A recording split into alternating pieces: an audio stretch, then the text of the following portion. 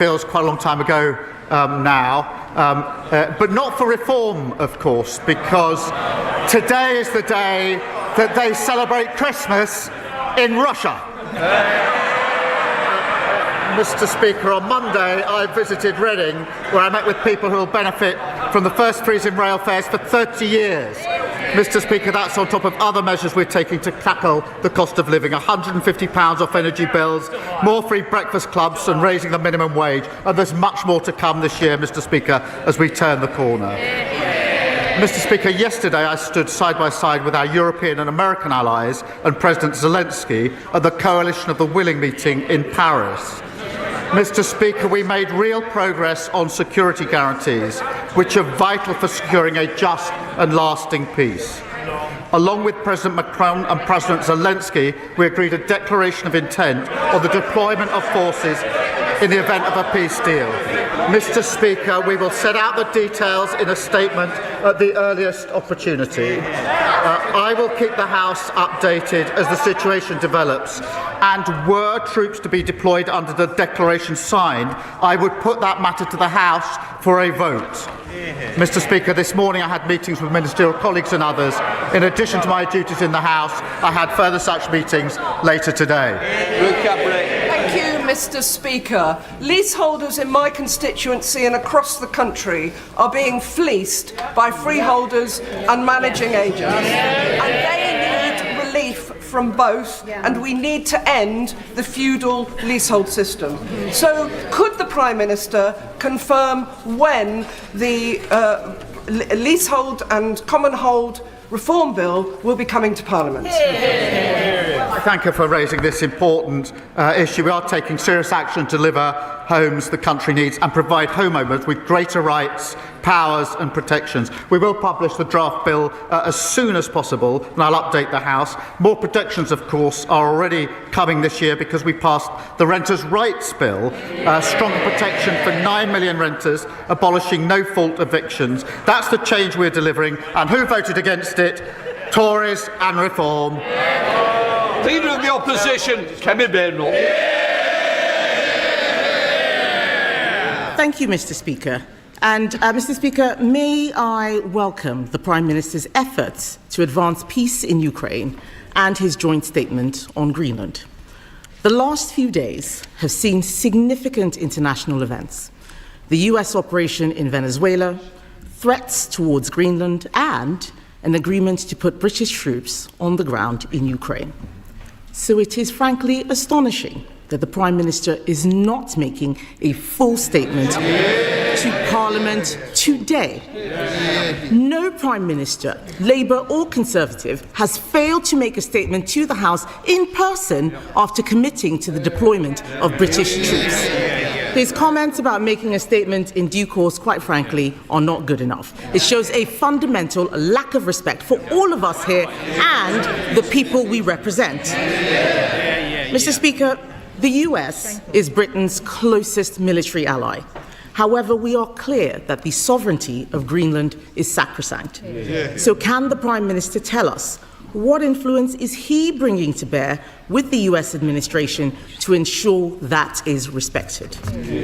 Prime Minister. Mr. Speaker, let me be very clear about what was agreed yesterday, because military plans were drawn up some months ago and I've updated the House in relation to that. Yesterday was a political declaration that sits under those military plans. If there were to be deployment, there would have to be a legal instrument. Mr. Speaker, deployment would only be after a ceasefire to support Ukraine's capabilities, to conduct deterrent operations and to construct and protect military hubs. Mr. Speaker, there will be a statement to the House at the earliest opportunity. There could hardly be an opportunity. They claim they want to know about this and they're trying to shout me down.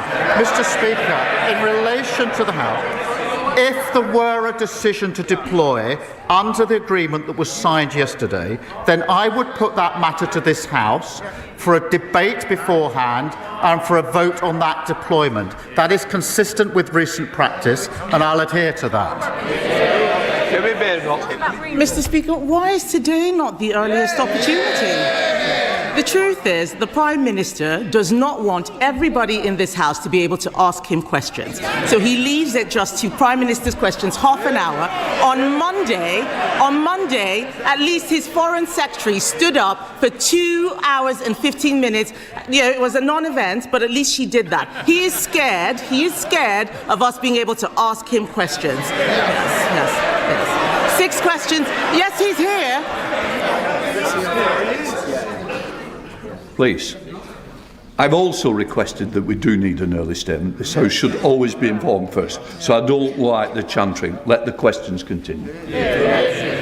Well, one of them asked, but he is here. He's got no choice but to be here for Prime Minister's questions. That's why he's here. If he could skip this, we know he would do. But back to the matter at hand, Mr. Speaker. We all agree, all of us here agree, I think most of us here agree, that NATO is the bedrock of our security. The future of Greenland is of fundamental importance to the future of the alliance. And I am sure that the Prime Minister agrees that it is essential for NATO leaders, including and especially the US, to meet. Will the Prime Minister call for an urgent meeting of NATO leaders? Prime Minister. Mr. Speaker, she says she wants to hear about Ukraine. She's got 6 questions. She's not even asking a second question about what we did yesterday. She's got the opportunity. Mr. Speaker, in relation... Sorry, can I help the Prime Minister? You don't need to worry about the responsibility of the questions of the opposition. That's the... Mr. Speaker, NATO is the single most important and effective military alliance the world has ever seen. In the 18 months we've been in power, I've done everything within my ability to strengthen NATO. We had one of the strongest NATO meetings last year, the summit, where we had more members of NATO and more unity. When I arrived back to the House to make a statement, which of course she asked for, her position was I shouldn't have missed PMQs, I should have empty chaired the NATO summit. That's how serious she is about NATO, Mr. Speaker. Kemi Badenoch. You didn't answer the question, Mr. Speaker. I asked him if he would call for an urgent meeting of NATO leaders. We can all see that the situation is moving rapidly. I also note that he has still not had a call with President Trump. That is concerning 4 days after the events in Venezuela. But yesterday, he announced that Britain and France had signed, he says, a political agreement to put troops on the ground in the event of a peace deal in Ukraine. So given the Prime Minister is not making a statement about that deployment of British troops abroad, one of the most serious decisions a government and a parliament can take, irrespective of what he says, can he at least confirm how many troops would be sent to Ukraine and whether they would be in a combat role? Prime Minister. Mr. Speaker, I was with NATO allies yesterday, all day, in which we were discussing security in Europe, in particularly security guarantees for Ukraine, and we made significant progress. And I'm glad that she has welcomed that. Of course, I will speak to President Trump. I spoke to his senior advisors yesterday. We were with them all day. But Mr. Speaker, she asked me about the deployment. We released the statement yesterday. It's clear from that, but I will be clear with the House that there would only be deployment after a ceasefire. It would be to support Ukraine's capabilities. It would be to conduct deterrence operations and to construct and protect military hubs. The number will be determined in accordance with our military plans, which we are drawing up and looking to other members to support. So the number I will put before the House before we were to deploy. But I'll do more than that. If we went as far as a legal instrument to deploy, which would be necessary, I would then have a debate in this House so all members could know exactly what we're doing, make their points of view, and then we would have a vote in this House on the issue, which to my mind is the proper procedure in a situation such as this. Mr. Speaker, it is clear that the Prime Minister either does not have the detail or does not want to give us the detail. Yes. But this is important. He should be calling an urgent meeting of NATO leaders. He should have spoken to President Trump by now. This is important because if any such peace deal is breached, we would be in direct conflict with Russia. If the Prime Minister is committing troops, he must give more detail on how he intends to ensure our armed forces are fully resourced. Before the budget, the Prime Minister said it was his ambition to spend 3% on defence in the next Parliament. That could be as late as 2034. It is time to move from ambition to commitment. We have now had the budget. So can the Prime Minister now tell us, in what year will the UK spend 3% of GDP on defence? Prime Minister. Mr. Speaker, just on this serious issue she puts to me in relation to security guarantees and the American role and our dialogue with the Americans, I can assure the House I spoke to President Trump twice over the Christmas period in relation to this specific issue, along with members of the E3, along with European allies. That has been a constant course of our discussion. There's no question of acting on this without full discussion with the Americans, and their senior negotiators were there at President Trump's request yesterday and on his instructions, and they were talking to him during the course of yesterday as we negotiated. So to assure the House, because it is a serious position she's putting to me, on the question of security guarantees, there is nothing between the UK and the US, and we've been constantly discussing this over many, many weeks and months. We've made huge progress. I have personally spoken to President Trump about it on 2 occasions since we were last in this House. I do want to reassure her and the House in relation to that really important issue. In relation to defence spend, I'm proud that we're investing to keep our country safe, that we have increased the defence spend. That's provided for in the budget. It's the biggest sustained increase in defence spending since the Cold War, and that means, Mr. Speaker, better kit, better housing for our forces and better defence as an engine for growth. Mr. Speaker, that does compare to their record. Ben Wallace, who was on the radio this morning, the longest serving Conservative Defence Secretary, admitted that on their watch the armed services had been, in his words, hollowed out. And our defence.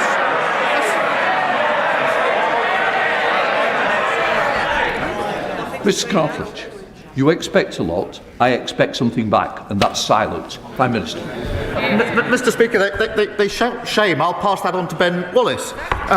Mr. Speaker, the defence spending that we've put in place is 3 years earlier than the unfunded plan that they left behind at the last election. Kemi Badenoch. Mr. Speaker, I heard what... Oh, wait for it. What Ben Wallace said was that spending had fallen under all governments. 3%, the last time, Mr. Speaker, the last time spending was at 3% was under a Conservative government. And yes, while we welcome the increase, something that we supported, can I remind the House that this is a man who sat in the shadow cabinet and tried to make Prime Minister a man who said we shouldn't even be in NATO at all. So I don't need to take any lectures from him.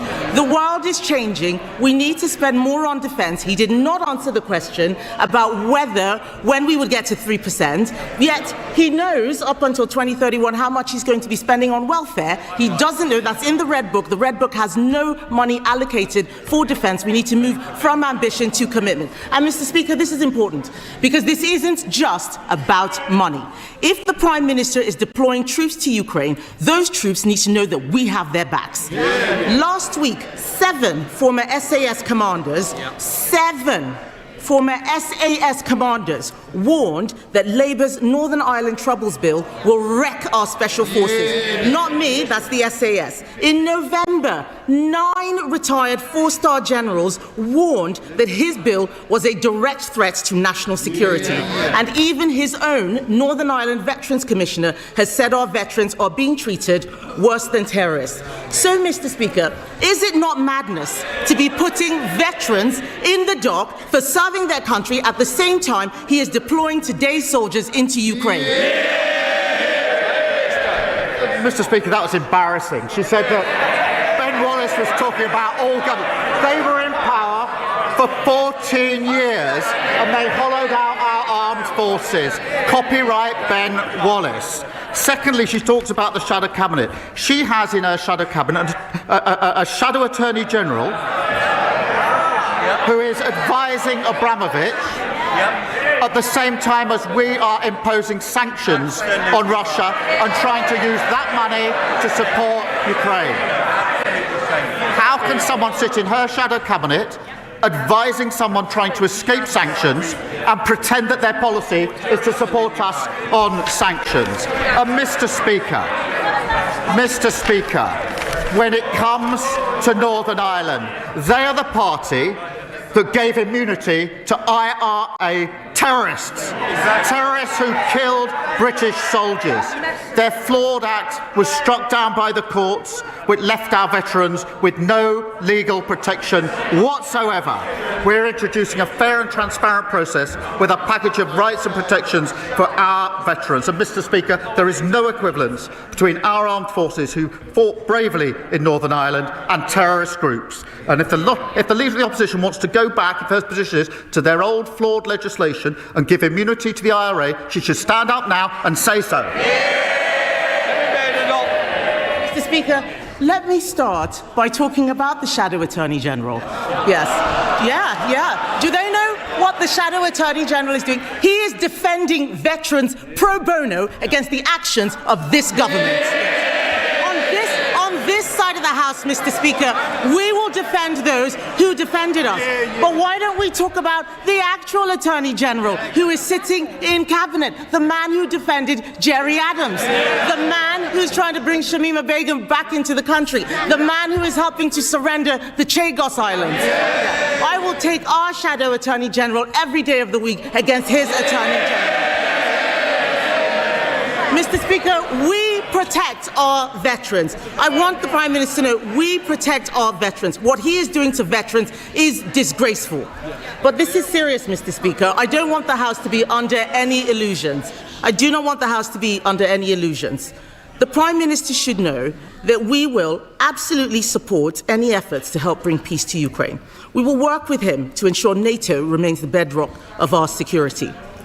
But we cannot write a blank check when he is also surrendering the Chagos Islands, surrendering our veterans to lawfare, and surrendering to his backbenchers by prioritising welfare handouts over defence spending, as if the world has not become more dangerous. So, Mr. Speaker, isn't it time the Prime Minister changed course and for once put the British national interest first?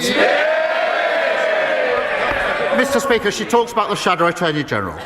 Of course I accept that lawyers have to represent all sorts of clients. Of course I accept that principle. The question is whether the Shadow Attorney General can sit in the Shadow Cabinet when the party opposite says it supports us on sanctions. We want the money from Chelsea Football Club to go to Ukraine. I'm not sure whether that's her position. If it is her position, presumably it's something they discuss in the Shadow Cabinet, advised by a Shadow Attorney General who is representing the very man whose money we want to send to Ukraine. If she can't see the conflict of interest in that, then she shows no judgment and no leadership at all. The same old. It's a new year, but the Leader of the Opposition's got absolutely nothing to offer the country. She is totally irrelevant. Nobody is listening to her. Mr. Speaker, this is the year when on this side we turn a corner, people benefit from the decisions we made, £150 off energy bills, freezing rail fares and lifting 500,000 children out of poverty. We're turning the corner and there's much more to come. Well, the Prime Minister can keep the good news going because he's rightly made house building and economic growth key priorities for his government. By giving the go-ahead today to the Chesterfield-Staveley regeneration route, He'll help us to deliver 1,500 houses and 5,700 jobs on land that was previously coal mining and brownfield industrial land. It's not just a road, it is a growth project. So will the Prime Minister keep the good news coming and tell us that he'll support the Chesterfield Staveley regeneration route? Well, can I thank him for that question? I know that he's working hard on this scheme. As he knows, land investigation works are currently taking place to help establish the final costs. The Road Minister is looking closely at the scheme alongside about 40 others. We will prioritise schemes that deliver faster journeys and unlock new homes and jobs. Leader of the Liberal Democrats, Sir Ed Davey. Thank you, Mr. Speaker. Can I wish you a Happy New Year and everyone in this House? And can I welcome the progress made on security guarantees for Ukraine yesterday? Mr. Speaker, Geoffrey Robertson, KC, is a respected authority on international law. He's also the head of the Prime Minister's barrister chambers. And he couldn't be clearer. President Trump's actions in Venezuela are illegal. He says the United States, and I quote, is in breach of the United Nations Charter and has committed the crime of aggression, which the court at Nuremberg described as the supreme crime. Does the Prime Minister agree with his old mentor, or has he got it wrong? Well, there's plenty of things that Geoffrey and I have agreed on or disagreed with over the years, but let me set out our position. It is our long-standing position that Maduro was not a legitimate president in Venezuela.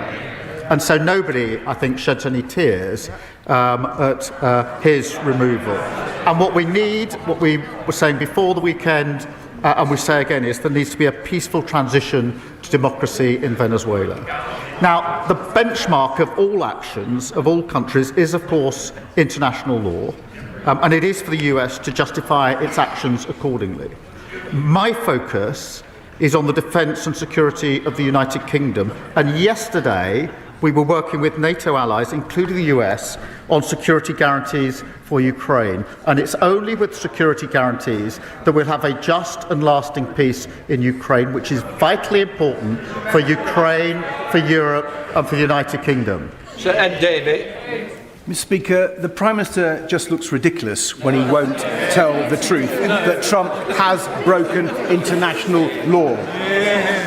But turning to Donald Trump's next target, the Prime Minister was right to give the Danish Prime Minister his backing over Trump's threats to annex Greenland, and I welcome his joint statement with other European leaders.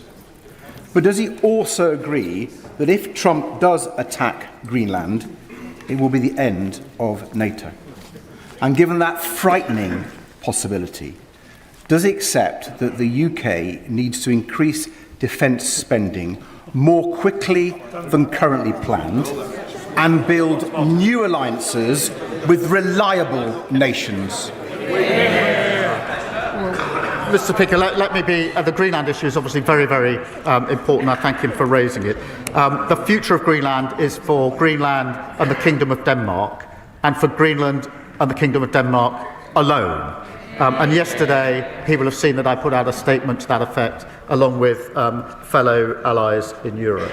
And of course, NATO is hugely important, the single most effective and important military alliance the world has ever known.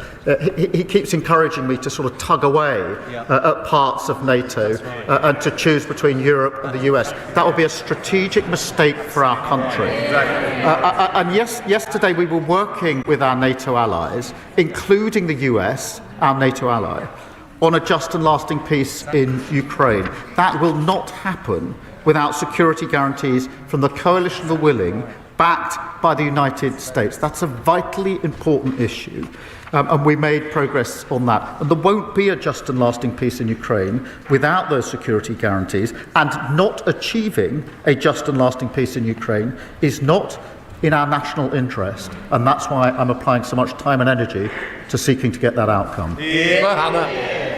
Prime Minister, even its strongest advocates acknowledge that Northern Ireland is trapped in dysfunction, and not because reform is impossible, but because the DUP and Sinn Féin haven't allowed it. We've become a political Hotel California where the past is always around, but the future never arrives.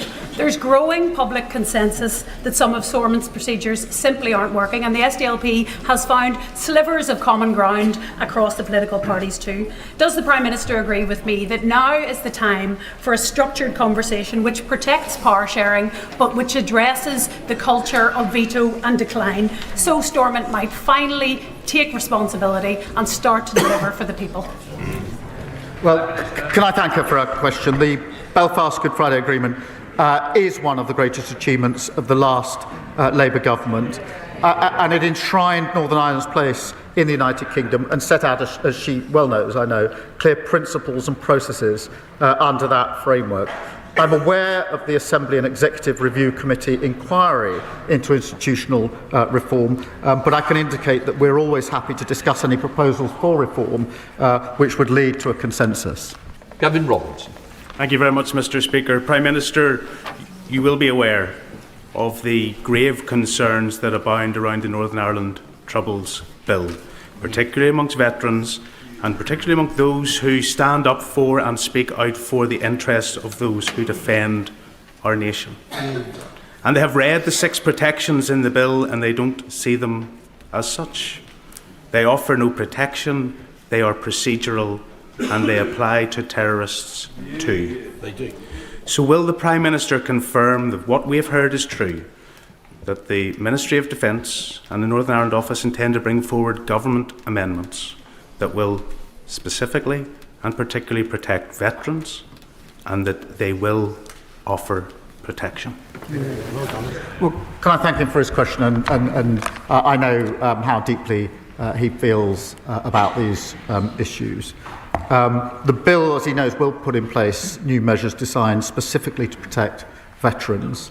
These safeguards have been developed with veterans in mind after carefully listening to their concerns. They have no respect at all, have they, for this issue? We've been meeting with veterans' organisations and listening to their views, and when the bill reaches the committee stages, the House will see the result of those considerations, and you'll be pleased to hear that. We're determined to ensure protections are as fair and effective as possible, recognising the role that service personnel played in keeping people across the UK safe during the Troubles, and I thank him for his question. Rachel Maskell.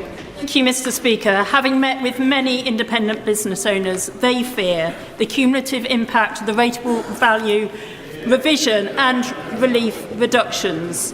In York, hospitality sees an average business rate rise of 41%, a music venue 44.4%, and many independent shops increases around 27%. It will mean doors closing and trade ceasing. They just can't do it. So could the Prime Minister urgently review the business rate proposals, and will he ensure a minister or official attends my business rate summit at the end of January, as I want to avert a crisis on York's High Street? Can I thank her for raising that issue? As she knows, during COVID, the rates went down, and that was coming to an end. And that's why we put in place interim relief as we move to the new rates. Mr. Speaker, we are continuing to work with and talk to the sector on that support and what further support and action we can take. Sir Alday. Mr. Speaker, the period after Christmas can be a challenging time for many people, and consequently the month of January consistently sees higher rates of suicide than at other times of the year. But suicide is preventable and lives can be saved. Education, raising awareness, targeting vulnerable groups are all effective suicide prevention strategies, and I was pleased to see them in the recent Men's Health Strategy. But I'm calling on the government to go a step further and to launch a public health campaign to encourage discussions about suicidal thoughts and ideations. So will the Prime Minister agree to continue this conversation with me, and will he state his support for a public health campaign to tackle the worryingly high number of deaths from suicide in this country? Can I thank her for raising this issue and assure her that we want to work with all colleagues across the House on this crucial issue, and it's in our interest to do so. We did, as she said, launch the first ever men's health strategy, announcing over £3.5 million into supporting suicide prevention support programmes, recruiting over 7,000 mental health workers, including access to talking therapies, rolling out mental health support teams in schools.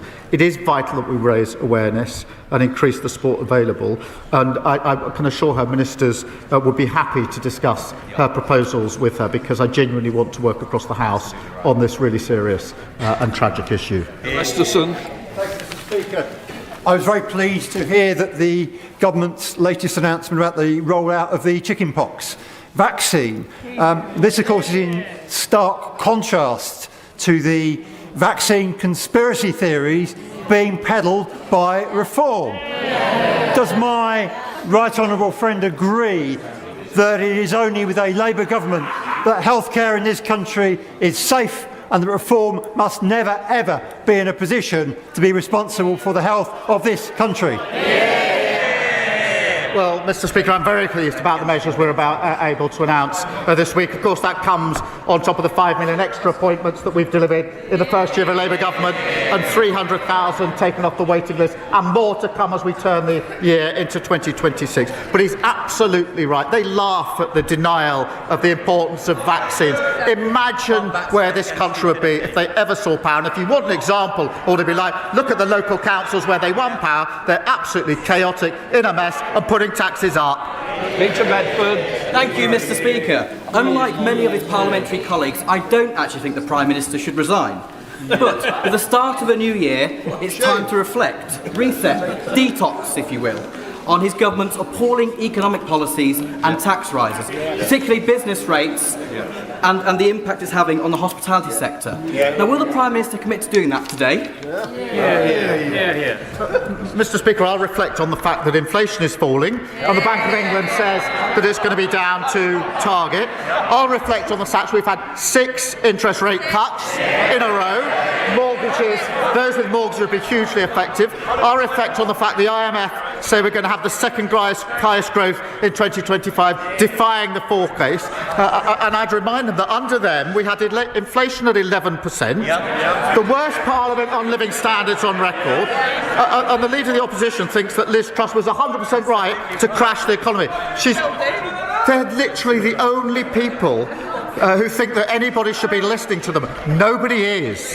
John Baxter. Thank you, Mr. Speaker. Adrian Howe was a successful and dedicated Vodafone store manager of over 20 years. In 2017, he was offered the opportunity to take on a franchise of one of their thriving stores. But then the goalposts changed, and he was then forced to take on a struggling store. And just days before he was due to open that store, Adrian stepped into a lake and didn't ever return home.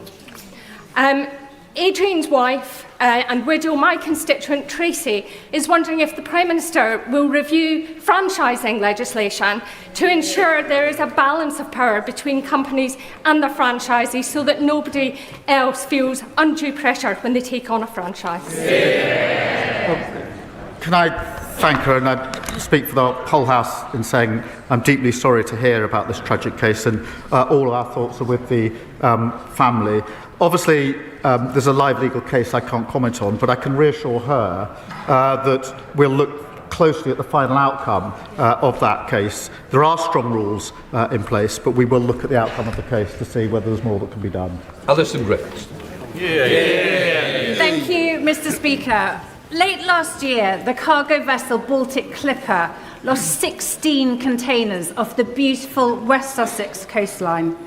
Beaches and seas in my Bognor Regis and Littlehampton constituency have been polluted with toxic debris. The clean-up was initiated and led almost exclusively by resolute local volunteers.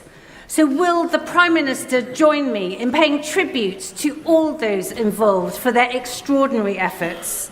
And will he, or the relevant minister, meet with me to ensure that the coastline is restored and that local taxpayers will not pick up any costs? Well, let me join her in paying tribute to the agencies and the local volunteers who supported the clean-up efforts. They're the very best, and I do pay tribute to them and join her in doing that. Liability sits with the polluter, and agencies and her local authority should work with the responsible party to recover the costs. I will make sure that she gets the meeting that she has asked for with the appropriate minister. Ian Hamilton. Mr. Speaker, I recently met with bereaved constituents who lost their babies at Leeds Teaching Hospital's NHS Trust. Now, understandably, their confidence in the system is at an all-time low, and they want answers about the circumstances in which at least 56 babies and 2 mothers have died in recent years. So will the Prime Minister update the House on what steps he is taking to ensure that an inquiry uncovers the factors which led to these deaths, to confirm Donna Ockenden as chair of that inquiry, and to join me in paying tribute to the courageous families campaigning to ensure that nobody has to suffer the same tragedy again? Well, can I start by saying every mother and baby deserves safe, high-quality, compassionate care. And I want to see the inquiry at Leeds start as soon as possible. We're working with bereaved families to shape our approach and to appoint a chair who they can trust, as he knows. I have a huge amount of respect for Donna Ockenden. She's an outstanding advocate for families. We'll make sure that we select a chair of the highest standard who has the independence and expertise needed to deliver the real change that is needed. Angus MacDonald. Thank you. Mr. Speaker, according to the Office for National Statistics, 174,000 people under the age of 35 moved abroad in the year ending June 2025. In the Highlands, this problem is especially acute. Demographic statistics show that young people are not staying in the rural communities. Pupil numbers are down by 40 to 50% in the schools over the last 20 years. Rural depopulation and youth emigration are two sides of the same story: lack of opportunity. We have a demographic crisis. What is the Prime Minister doing to ensure the UK offers strong apprenticeship and skills pathways for young people? And does he agree that the SNP's failure in Scotland, diverting away 170 million intended for apprenticeships and skills development, shows exactly what happens when opportunity is not delivered? Well, can I thank him and tell him, alongside the record settlement that we put in place for the Scottish Government, we're delivering huge investment in apprenticeships and offer a paid placement for every young person, which is vitally important. The SNP, on the other hand, blocked a welding facility in the Clyde because apparently it was related to defence. They don't back Scottish industry, young people or national security. We do. Pam Cox. Thank you, Mr. Speaker. This government is tackling patient waiting lists through NHS modernisation and reform. Does the Prime Minister agree with me that we need to tackle victim waiting lists by reforming our courts and criminal justice system? Prime Minister. Yes, I do, Mr. Speaker, and I've been working with victims of violence against women and girls for the best part of 20 years, and I've assured them time and again that if we get the opportunity, we would make the system work better for them. They have to wait far too long for justice, and in many cases they don't see justice at all. I'm absolutely determined that we're going to turn that around. Final question, Winnie Morton. Mr. Speaker, the Prime Minister promised not to bulldoze the countryside, but under Labour, green fields in Aldridge Brownhills, Donald Road, Birch Lane and Bosty Lane are now under threat. Will he accept that his housing target can be met without destroying our farmland and our countryside, but by reusing empty homes and brownfield land, or was this just yet another promise he never meant to keep? We're not going to plough through farmland. We're going to make sensible proposals to build houses, something they failed to do in 14 long years. So young people now have not got the dream of home ownership because the inheritance we got from them. We're going to turn that around. Right, that completes Prime Minister's questions. Let the front bench change over.